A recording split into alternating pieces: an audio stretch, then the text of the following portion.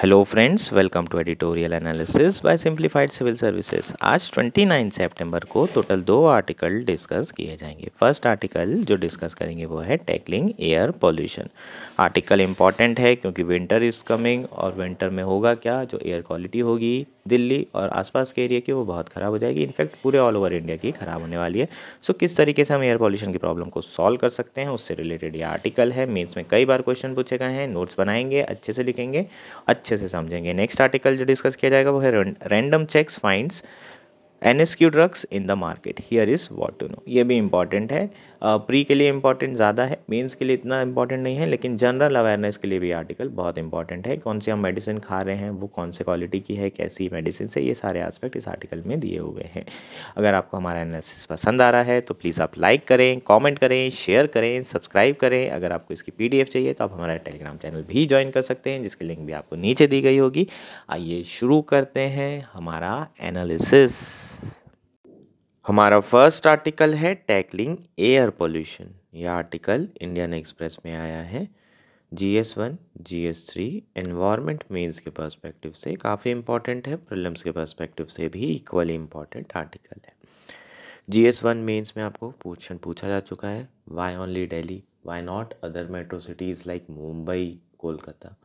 सो क्यों दिल्ली में ही इतना ज़्यादा पॉल्यूशन होता है। इस तरह के क्वेश्चन आपको GS1 में आ चुके हैं। पॉल्यूशन के ऊपर GS3 में भी क्वेश्चन पूछ सकता है। सो मीन्स के पर्सपेक्टिव से तो बहुत ज़्यादा इंपॉर्टेंट आर्टिकल है। अब एयर पॉल्यूशन की बात क्यों हो रही है, विंटर आने वाला है, मॉनसून रिट्रीट हो रहा है, वापस जा रहा है।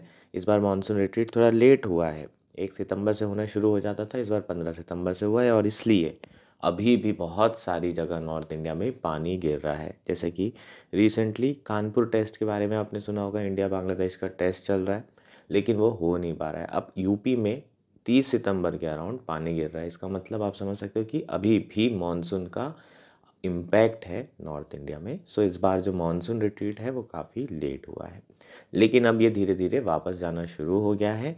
और जैसे जैसे मानसून वापस चला जाएगा वैसे वैसे पॉल्यूशन बढ़ना शुरू हो जाएगा। और डेलाइट्स जो दिल्ली में रहने वाले लोग हैं उनके लिए प्रॉब्लम बढ़ना शुरू हो जाएगी।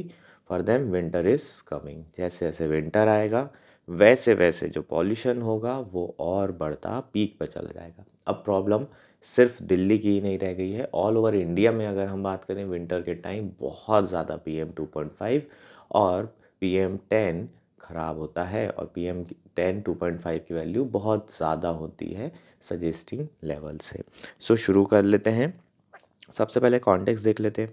On Wednesday air quality in Delhi slipped into poor category AQI 200 से 300 for the first time since mid June, signalling the imminent arrival of north India bad air season. So air quality in Delhi Wednesday को slip हुई और poor quality में, poor category में पहुंच गई पहली बार mid जून के बाद से। तो क्लियर कट है ये कि अब जो है जो हवाएं हैं वो ख़राब होने वाली हैं और अगले 4 से 5 महीने बहुत प्रॉब्लमेटिक होंगे। सुप्रीम कोर्ट ने तो कई बार फटकार भी लगाई है, कहा है कि सरकार कुछ कर नहीं रही है और दिल्ली को गैस चैम्बर बना दिया है। Delhi government announced 21 point weather winter action plan includes using drone to monitor pollution, deploying anti-smog guns and exploring the possibility of creating artificial rain. So Delhi जो गवर्नमेंट है उन्होंने 21 पॉइंट विंटर एक्शन प्लान बना लिया है कि भाई हमें विंटर में किस तरीके से पॉल्यूशन की प्रॉब्लम को एड्रेस करना है। उसमें कुछ इंपॉर्टेंट पॉइंट्स ऐसे हैं कि मान लीजिए कोई हॉटस्पॉट है तो वहाँ पर ड्रोन के थ्रू मॉनिटर किया जाएगा पॉल्यूशन को। इसके अलावा जो एंटी स्मोक गन्स हैं उसका यूज़ करेंगे एंड जो आर्टिफिशियल रेन है उसकी पॉसिबिलिटी पर भी फोकस किया जा रहा है, क्लाउड सीडिंग पर भी फोकस किया जा रहा है। सो आर्टिफिशियल रेन किस तरीके से हेल्प करेगी ये सब डिस्कस करेंगे। सो ये आपका 21 पॉइंट विंटर एक्शन प्लान हो जाएगा। नाउ बात कर लेते हैं नेचर ऑफ प्रॉब्लम की। ठीक, पॉल्यूशन एज अ प्रॉब्लम की बात कर लेते हैं। क्यों इतना पॉल्यूशन बढ़ता है, आखिर विंटर में ही इतना पॉल्यूशन क्यों ज़्यादा हो जाता है, ये सारे एस्पेक्ट ज्योग्राफी की बात करते हैं, conceptual. As the south west monsoon season officially end this month, India's already dangerous air pollution is set to worsen. The post-monsoon month will bring stagnant air and weather pattern and called temperature inversion, which occurs when a layer of warm air trap cooler air near the ground. So, south west monsoon वापस जा रहा है, ख़त्म होने वाला है और जो इंडिया की पॉल्यूशन की प्रॉब्लम है वो वर्सन होने वाली है। उसका रीज़न क्या है? अब जो है हवाएं चलना ऑलमोस्ट बंद हो जाएगी और जो हवाएं होंगी वो स्टेगनेंट रहेगी एक जगह पर। और जैसे जैसे ठंड बढ़ेगी, जो आपका सरफेस है वो बहुत ज़्यादा ठंडा हो जाएगा। अब हवाएं जो है काम विंड्स हैं, बिल्कुल तेज़ी से नहीं बह रही हैं और इन इस सरफेस के कांटेक्ट में आएगी, तो ये जो विंड है इसका टेम्परेचर भी कम हो जाएगा। अब विंड का टेम्परेचर कम हो गया है, ये विंड गर्म थी पहले, ये कोल्ड विंड हो गई है। जैसे ही कोल्ड होगी, ठंडी होगी, भारी हो जाएगी। अगर गर्म होती तो ऊपर जाती और ऊपर डिस्पर्स हो जाती, है ना। आपने देखा होगा सिगरेट को जलते हुए, हमेशा धुआं ऊपर ही जाता है। क्यों? क्योंकि गर्म हवा होती है, लाइट एयर होती है, लाइट एयर्स हमेशा ऊपर की तरफ जाएगी और जो ठंडी होगी वो नीचे की तरफ आएगी। सो ये जो ठंडी हवा हो गई, अब ये भारी हो गई है। ऊपर इसके गर्म हवाएं हैं। अब ऊपर गर्म हवा, नीचे ठंडी हवा, तो जब हम नीचे से ऊपर की तरफ जाते हैं तो टेम्परेचर जनरली क्या होता है, एल्टीट्यूड के साथ गिरता है। ऊपर जाओ तो ठंडी लगती, देखिए ना, कश्मीर चले जाओ या फिर आप किसी भी माउंटेन में जाओ, तो माउंटेन में क्या होता है, हाइट बढ़ती है। हाइट जब ऊपर जाते हैं तो टेम्परेचर कम होता है, उसे हम लैप्स रेट बोलते हैं। लेकिन इस केस में क्या हो रहा है, नीचे टेम्परेचर कम है, ऊपर जा रहे हैं तो टेम्परेचर ज़्यादा हो रहा है। सो इसे हम टेम्परेचर इन्वर्जन बोलते हैं। सो टेम्परेचर इन्वर्जन के कारण क्या हुआ, ये जो हवाएं हैं वो नीचे ग्राउंड पे ही रह गई, ठंडी हवाएं। अब ये ठंडी हवाएं ग्राउंड पर ही रह गई, तो जितना भी आपने गाड़ी चलाया और मिट्टी थी, वो मिट्टी उड़ी। अब मिट्टी उड़ी तो वो इन ठंडी हवाओं में फंसी रह जाती है, डिस्पर्स नहीं हो पाती, इधर उधर जा नहीं पाती है, क्योंकि हवा स्टेगनेंट है, फंसी हुई है और ना ही ऊपर जा पा रही है और ना ही साइडवेज मूवमेंट हो रहा है। सो जब हम चलते हैं, वॉक करते हैं, तो वो सारा PM2.5 हमारे अंदर हम इनहेल कर रहे होते हैं, PM10 हम इनहेल कर रहे होते हैं। ये PM2.5 PM10 के बारे में तो जानकारी होगी। पार्टिकुलेट मैटर साइज क्या है इसका, 2.5, ठीक, 2.5 माइक्रोमीटर है ना, 10⁻⁻⁶। तो ये इतने छोटे होते हैं कि आपको पता भी नहीं चलता है, आपके नाक के थ्रू आप उसे इनहेल कर रहे होते हैं और उसके काफ़ी लॉन्ग टर्म बैड इम्पैक्ट्स हैं, आपकी हेल्थ के लिए एडवर्स इम्पैक्ट है। सो इस तरीके से जो है पॉल्यूशन क्या होता है, बढ़ता है विंटर्स के समय में। विंटर्स के समय में बहुत ज़्यादा फॉगी हो जाता है। अब फॉग एकदम ग्राउंड पे आ जाता है, जब वो फॉग ग्राउंड पे आ जाएगा तो जितने भी पार्टिकुलेट मैटर है उसमें फंस जाएंगे। अब एयर मूवमेंट नहीं हो रही है तो फिर निकलेंगे कैसे। क्लाउड सीडिंग कराने का पर्पज़ क्या है कि ऊपर से पानी डाल दो, पानी डाल दोगे तो क्या होगा, जितनी भी डस्ट होगी वो पानी से जो है गीली होगी, भारी होगी और वापस ग्राउंड पे पहुंच जाएगी। ग्राउंड से सारी डस्ट साफ कर लो। तो पानी के थ्रू ही पॉल्यूशन कम किया जा सकता है। अभी जो सरकार के पास सॉल्यूशंस दिख रहे हैं उसमें सबसे बेस्ट क्लाउड सीडिंग ही है। आगे बात करेंगे क्लाउड सीडिंग के इश्यूज़ की, पर अभी जो सबसे बेस्ट लग रहा है वो क्लाउड सीडिंग ऑप्शन दिखाई दे रहा है। This prevent pollutants from rising and dispersing, causing level of fine particulate matter 2.5 and other air pollutants to reach extremely hazardous level. Discuss कर लिए ये। Although smoke become visible and severe in winter, poor air quality is around year-round nationwide issue that demands sustained and comprehensive action. So जो pollution है वो बढ़ता बहुत ज़्यादा winters में है, दिखाई भी बहुत ज़्यादा विंटर्स में देता है, लेकिन जो पॉल्यूशन है वो ईयर राउंड प्रॉब्लम है और इसलिए इसके लिए हमें सस्टेन्ड और कॉम्प्रिहेंसिव एक्शन की ज़रूरत है। सस्टेन मतलब लगातार करना है, ऐसा नहीं कि विंटर आया तो ही आप पॉल्यूशन से डील कर रहे हो। आपको पूरे साल भर जो है इस तरीके के सॉल्यूशंस ढूंढने हैं जिसके थ्रू अर्बन एरियाज़ में और ऑल ओवर इंडिया में जो पॉल्यूशन है वो कम रहे, एयर क्वालिटी इम्प्रूव रहे। क्यों? क्योंकि लोगों का अधिकार है राइट टू हेल्थ का अंडर आर्टिकल 21, और अगर हेल्थ का है तो फिर अच्छी हवा का भी अधिकार होगा क्योंकि हेल्थ ख़राब हो रही है ना। सो कहीं ना कहीं जो बैड एयर है या फिर जो पॉल्यूटेड एयर है वो लोगों के फंडामेंटल राइट का वायलेशन है। A deepening economic inequality worsen the crisis. while wealthier citizens can afford air purifiers or even move to cleaner places. Poor communities remain exposed on to the full brunt of toxic air. Indeed, the question of who gets to breathe clean air and who is left to bear the burden of pollution is an issue of equity and justice. सो जो economic inequality है ये issue को और version कर देती है। तो यहाँ पर क्या हो रहा है, जो पुअर है वो उसके पास कोई ऑप्शन नहीं है, एयर प्योरीफायर ख़रीद नहीं सकता। 15,000 का एयर प्योरीफायर आता है, इतना तो हम अफोर्ड ही नहीं कर पाते। तो इतना ज़्यादा जो है महंगी चीज़ें वो ख़रीद नहीं सकता। उसके पास कार नहीं है ट्रैवल करने के लिए, उसे या तो मेट्रो से जाना होगा या फिर उसे बाइक से जाना होगा। सो कार के अंदर लोग जो है अपना बैठे रहते हैं एसी चला करके और ओवरऑल जो है बचे रहते हैं पॉल्यूटिंग एयर से। सो जो रिच है उनके ऊपर इतना बर्डन नहीं है। हो सकता है कि वो महीने 2 महीने के लिए कहीं और शिफ्ट हो जाएँ, वर्क फ्रॉम होम करने लग जाएँ, बोले हम तो जा रहे हैं जो कि बेहतर प्लेस है जहाँ पर पॉल्यूशन नहीं है, तो वो ये सब चीज़ें अफोर्ड कर सकते हैं। लेकिन poor people they can't afford anything. तो कहीं ना कहीं जो पुअर पीपल हैं उनके ऊपर बर्डन बढ़ रहा है और ये इशू इक्विटी एंड जस्टिस का है। सो GS4 में भी आप इसे यूज़ कर सकते हैं, आपको डायरेक्ट क्वेश्चन भी आ सकता है और GS4 में आप एज एन एग्जाम्पल लिख सकते हैं। इसका एग्जाम्पल लिखिए कि pollution as a issue of equity and justice, है ना, और उसके बाद बढ़िया प्रॉपर एग्जाम्पल भी देंगे। India air pollution crisis over stems from multiple overlapping sources. ठीक है, तो जो इंडिया का पॉल्यूशन है वो उसके सोर्सेज कई सारे हैं, जैसे कि बायोमास बर्निंग हो गया, ट्रैश बर्निंग हो गया, व्हीकुलर एमिशन हो गया, industrial activity combined with episodical event such as farm stubble burning and festive fire cracker. Stubble burning के कारण दिल्ली, हरियाणा और पंजाब एरिया में प्लस वेस्टर्न यूपी में पॉल्यूशन बहुत ज़्यादा बढ़ जाता है दिवाली के आसपास। स्टबल बर्निंग मतलब क्या होता है, जो क्रॉप के रेसिड्यू होते हैं वो किसान लोग जला देते हैं। वो जब वो जलाते हैं तो फिर ऐसे में जो है पॉल्यूशन बहुत तेज़ी से बढ़ता है। जो हवाएं हैं वो पंजाब साइड से चलती है और ये जो रेसिड्यू है, जो ऐश है, वो उड़ते हुए दिल्ली और वेस्टर्न यूपी आ जाती है। सो बहुत ज़्यादा प्रॉब्लम हो जाती है नवंबर के अराउंड। ऐसा इसलिए होता है क्योंकि उन्हें दूसरी क्रॉप लगानी होती है, इसलिए वो जितना भी रेसिड्यू बचता है उसको खेत में ही जला देते हैं। सो स्टबल बर्निंग एक बहुत बड़ा इशू है। उसे डील करने के लिए सरकार अलग अलग जो है इंटरवेंशन कर रही है, अलग अलग सॉल्यूशंस के थ्रू उसे डील किया जा रहा है, पर स्टिल वो प्रॉब्लम एग्जिस्ट करती है।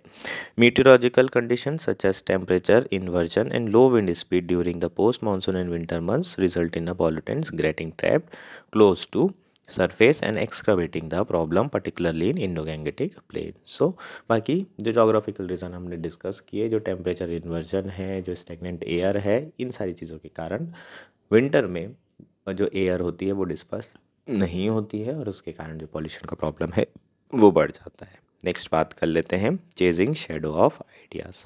Among the superficial solutions such as a smog tower, water guns, and odd even road sharing, cloud seeding has emerged as a latest silver bullet. This technique, which involved spraying chemical to induce rainfall, has garnered attention as a way to temporarily clear the air. So कई सारे solution suggest किए जाते हैं और कुछ temporary solutions यहाँ पर दिए हैं जो कि सुपरफिशियल सॉल्यूशंस है, जैसे कि स्मोक टावर को इंस्टॉल करना, वाटर गन्स का यूज़ करना, ऑड इवन जो स्कीम आई थी, और क्लाउड सीडिंग। क्लाउड सीडिंग सबसे अट्रैक्टिव ऑप्शन दिखाई दे रहा है। क्लाउड सीडिंग में क्या होता है, हम रेनफॉल इंड्यूस करते हैं थ्रू केमिकल्स छिड़के जाते हैं क्लाउड में और फिर वहाँ पर रेनफॉल होती है उस पर्टिकुलर एरिया में। कई बार होती है, कई बार नहीं भी होती है, लेकिन क्लाउड सीडिंग के थ्रू रेनफॉल इंड्यूस किया जा सकता है। सो रेनफॉल इंड्यूस होगी, पानी आएगा तो जो एयर होगी वो बेहतर हो जाएगी। कैसे हो जाएगी, जितना भी डस्ट है वो ग्राउंड पे आ जाएगी, थोड़ी हवाएं भी चलना शुरू हो जाती है।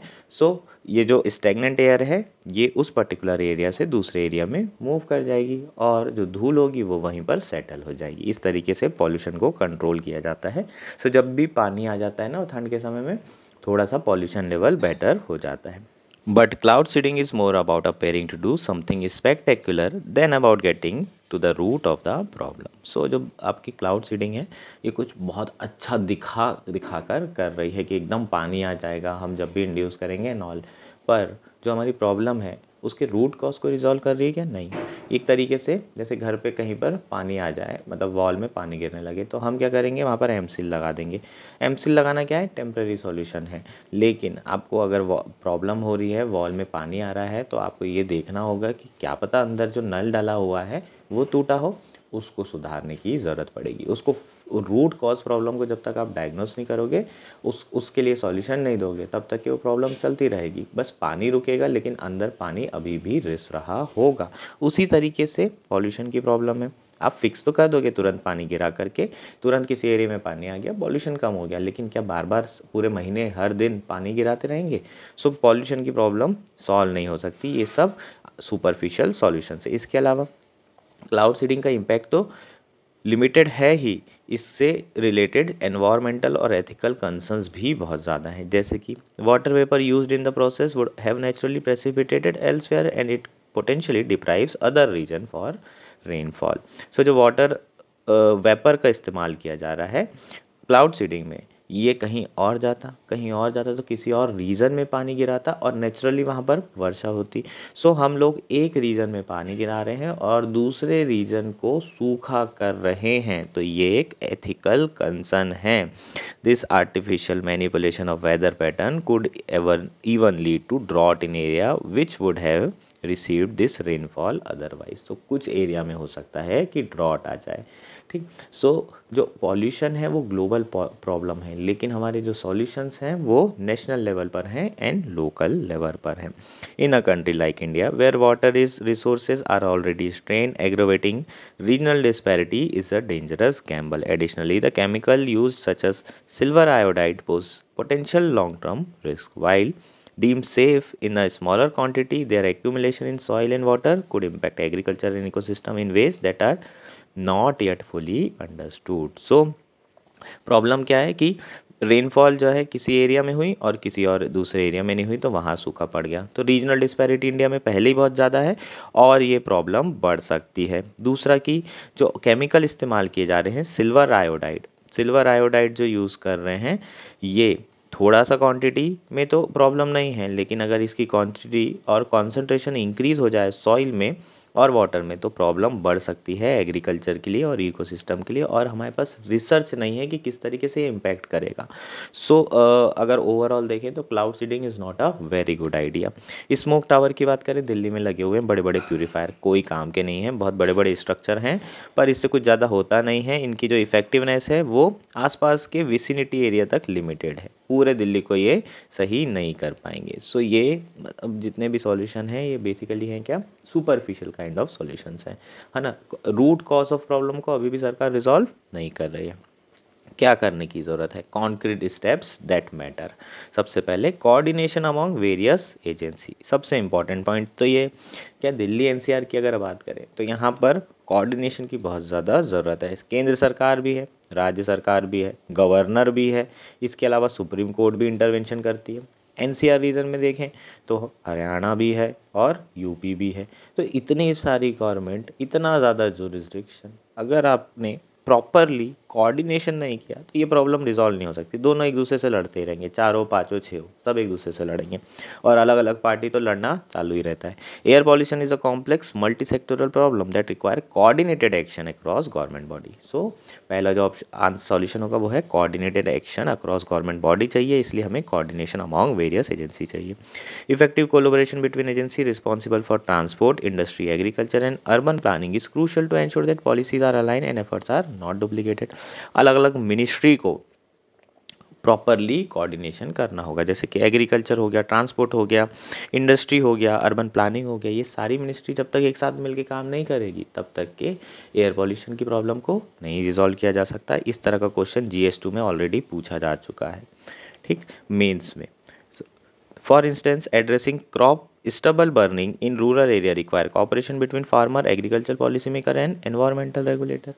सो स्टबल बर्निंग की प्रॉब्लम को रिजॉल्व करने के लिए आपको फार्मर्स का कॉपरेशन चाहिए, agriculture policy maker, agriculture ministries में इन्वॉल्व होना चाहिए, एनवायरमेंट मिनिस्ट्रीज़ में इन्वॉल्व होना चाहिए। सो यहाँ पर आपको एनवायरमेंट से रिलेटेड इश्यूज़ को रिजॉल्व करने के लिए मल्टीपल एजेंसीज़ और मल्टीपल डिपार्टमेंट स्टेक होल्डर्स की ज़रूरत होती है। अगर इनमें कोऑर्डिनेशन अच्छा नहीं होगा तो बहुत प्रॉब्लम आएगी, है ना। तो क्रॉप स्टबल बर्निंग कहाँ हो रही है? पंजाब, हरियाणा में हो रही है, हरियाणा में काफ़ी कम हो गई है, पंजाब में अभी भी ये इशू बरकरार है। तो आपको स्टेट गवर्नमेंट की ज़रूरत होगी, स्टेट गवर्नमेंट से सहयोग लेना पड़ेगा, दिल्ली सरकार को बोलना पड़ेगा कि भाई ऐसा करो, आप और हम मिल के जो है आपके यहाँ की जो क्रॉप की स्टबल बर्निंग है उसे कम करें। ठीक, अगर दिल्ली चाहता है कि दिल्ली में पॉल्यूशन ना हो तो ये सब साथ में मिलके काम करना पड़ेगा। तो सबसे इम्पॉर्टेंट पॉइंट है कोऑर्डिनेशन अमॉन्ग वेरियस एजेंसी। इसके अलावा recognizing that air pollution is not limited to a specific season or region, it is imperative that solution to be designed to address this issue year round and nation wide. ये भी एक important point है कि pollution सिर्फ winter वाली problem नहीं रही। अब आप कभी भी उठा के देखो PM 2.5 सिर्फ रेनी सीजन को छोड़ दिया जाए तो हमेशा इंडिया में जो एयर क्वालिटी रहती है वो poor air quality, minimum poor category में रहती है। एक्सट्रीम तो छोड़ ही दो, मिनिमम पुअर में तो रहती ही रहती है ना। सीवियर विंटर के समय में होती है, extreme level of bad air वो विंटर के समय में होगी, लेकिन पूरे राउंड द ईयर अगर आप देखोगे पुअर कैटेगरी की हवा अपन खा रहे होते हैं, है ना, वही चीज़ इनहेल कर रहे होते हैं और उसके बहुत ज़्यादा फार रीचिंग इम्पैक्ट होंगे आपकी हेल्थ के लिए, है ना। लगभग हर साल 2.5 मिलियन लोग एयर पॉल्यूशन से ख़त्म हो रहे हैं। नेक्स्ट क्या है, capacity building and critical thinking. Next solution बहुत इंपॉर्टेंट है। अब कैपेसिटी बिल्डिंग और क्रिटिकल थिंकिंग करना बहुत ज़रूरी है। जितने भी स्टेक होल्डर हैं अगर वो क्रिटिकल थिंकिंग नहीं करेंगे, रिसर्च नहीं करेंगे, तो फिर जो हमारे सॉल्यूशंस आएंगे वो इसी तरीके के सुपरफिशियल सॉल्यूशन आएंगे, है ना। तो रूट कॉज को समझने के लिए आपको रिसर्च करने की ज़रूरत है, क्रिटिकल थिंकिंग की ज़रूरत है, और उसके बाद जो भी आप डिसीजन लें वो केवल और केवल पब्लिक इंटरेस्ट में हो। रिसर्च में इन्वेस्ट करें ताकि लॉन्ग टर्म प्रोग्रेस सॉल्यूशन पर फोकस किया जा सके। Solution must be data driven, informed by clear understanding of pollution source and health impacts and adaptable to India diverse region context. ठीक, तो जो सॉल्यूशन है वो डेटा ड्रिवन होने चाहिए, पॉल्यूशन सोर्सेज की पूरी अंडरस्टैंडिंग के साथ में जो है उस सॉल्यूशन को देना है कि कौन से जगह से ज़्यादा पॉल्यूशन हो रहा है और उसी के लिए हमें सॉल्यूशन देना होगा। और इसके अलावा जो इंडिया के रीजन है उसके हिसाब से उसे लोकली अडाप्टेबल सॉल्यूशन बनाना पड़ेगा। ऐसा नहीं कि यूनाइटेड स्टेट्स में हो रहा है तो यहाँ पर आके चेप दिया, ऐसा नहीं, कॉपी पेस्ट नहीं चलेगा। इंडिया की सिचुएशन के हिसाब से, इंडिया की सोशियो इकोनॉमिक कंडीशन के हिसाब से, इंडिया के क्लाइमेट के हिसाब से उसे अडाप्टेबल बनाना पड़ेगा। It is crucial to acknowledge that air pollution is pervasive issue affecting community across India encompassing urban, rural and industrial hubs. ठीक, सो एक्नॉलेज करना कि अब इंडिया में एयर पॉल्यूशन हर रीजन के लिए हो गया, नॉट सिर्फ urban but rural area and industrial hubs तो है ही। A robust and comprehensive air quality monitoring system integrating various technology such as regulatory monitoring mechanism, advance instrumentation, satellite based monitoring and low cost sensor network can help track pollution trends, providing data needed for targeting the intervention to tackle both local and regional sources. So एक comprehensive air quality monetary system की ज़रूरत है और इसको हम कई सारी technology के साथ इंट्रोड्यूस कर सकते हैं, है ना, जैसे कि regulatory monitoring station, advance instrumentation, satellite based monitoring, ये सारी चीज़ों का आप इस्तेमाल कर सकते हैं। इसे कॉपी कर लेंगे। मेनली आप यहाँ बात कर रहे हैं कि हमें मॉनिटर करना ज़रूरी है। जब तक हम मॉनिटर नहीं करेंगे कहाँ पॉल्यूशन है वहाँ पर एड्रेस कैसे करेंगे, सो प्रॉपर मॉनिटरिंग की ज़रूरत है।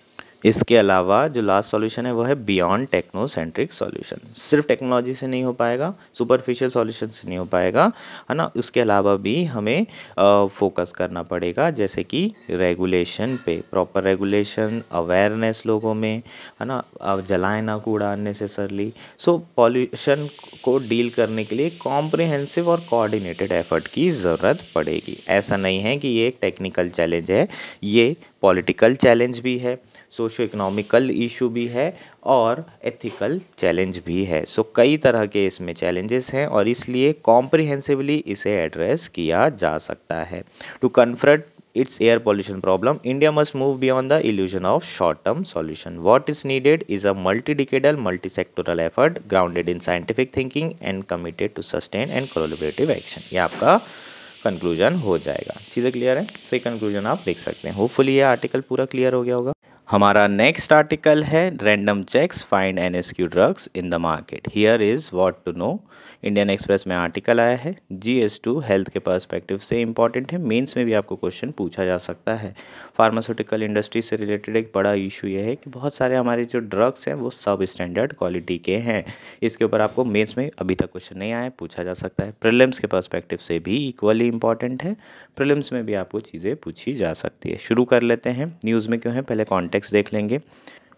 Samples of around 50 medicine, including some common ones such as paracetamol used for fever, metformin first line of treatment for diabetes, and Pentop D used for acidity, have been found to be spurious or not of standard quality by the country top drug regulator. So news में इसलिए है क्योंकि अभी almost 50 medicine के samples को लिया गया, check किया गया और उसमें ये पाया गया कि बहुत कॉमन मेडिसिन जो एकदम डेली बेसिस पे यूज़ की जा रही है, पैरासीटामॉल तो घर पे ही होती है, जब फीवर लगा खा लिए।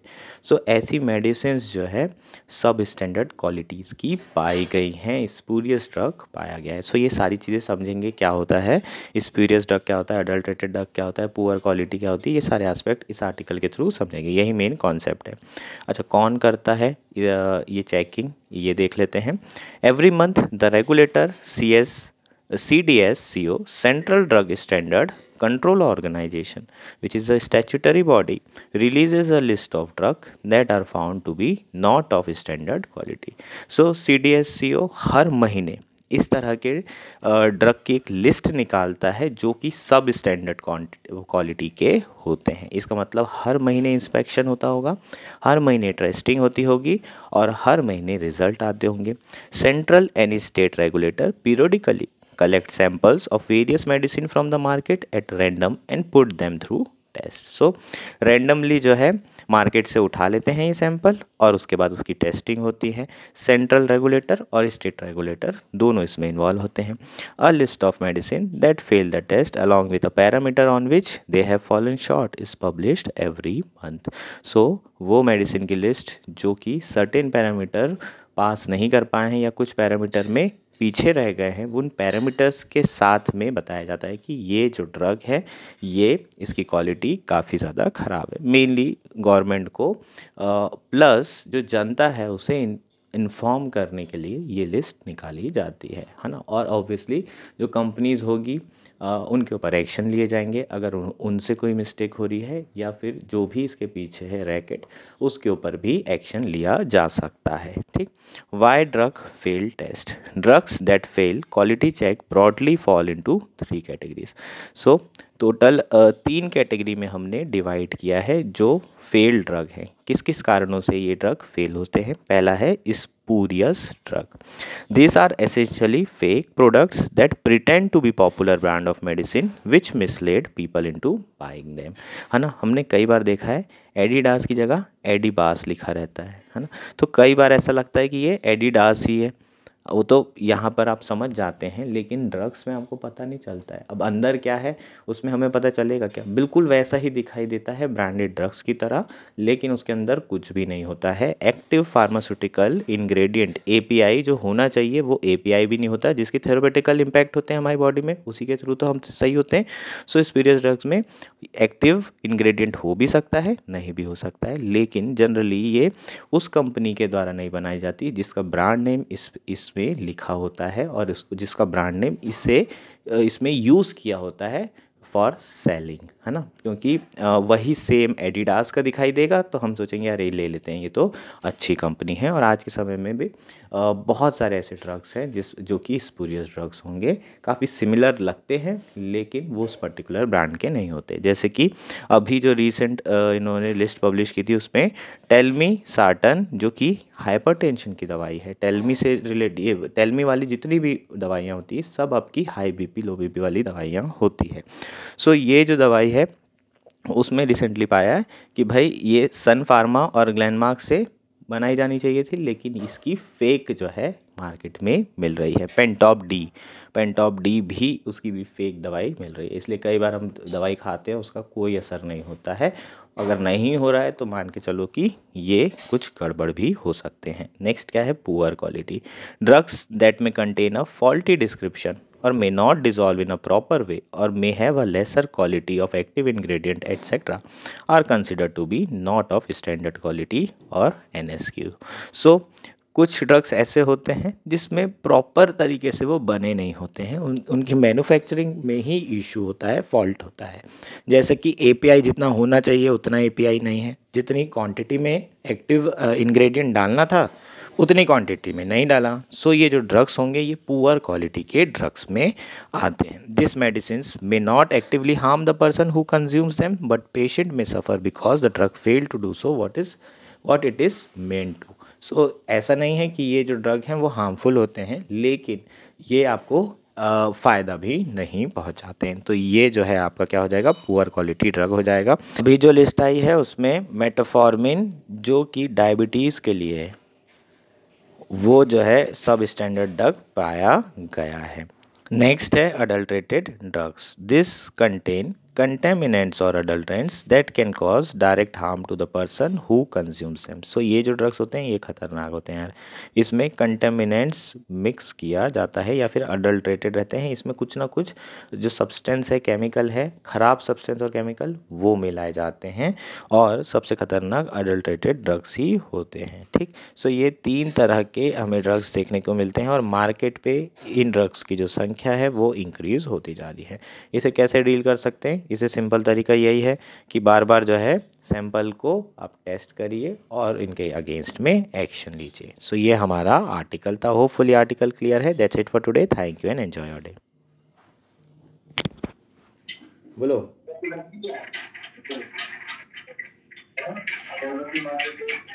कैसा हीरो? बढ़िया।